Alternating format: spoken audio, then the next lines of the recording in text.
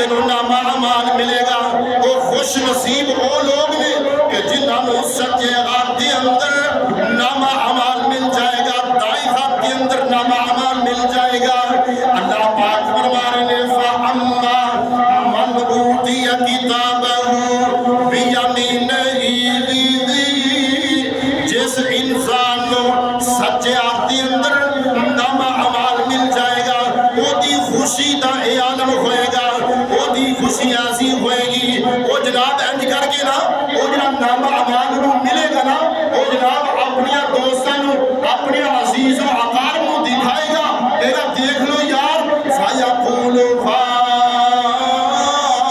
اقْرَءُوا کتابیہ سبحان اللہ فَيَقُولُ اقْرَءُوا کتابیہ اور میرے دوستوں اور میرے رشتہ داروں دیکھ لو میرا نامہ اعمال فَيَقُولُ اقْرَءُوا کتابیہ اور میرے رب نے میں معاف کر دیتا ہے فَيَقُولُ اقْرَءُوا کتابیہ انی ظننت انی ملاق حسابیہ اور کہے گا میرا یقین سی کہ میرا حساب ہونا ہے فرمایا انی ظننت انی ملاق حسابیہ فہو فی عیشت راضیہ۔ اللہ پاک منظر بیان کر رہے ہیں، اللہ پاک فرما رہے ہیں فہو فی عیشت راضیہ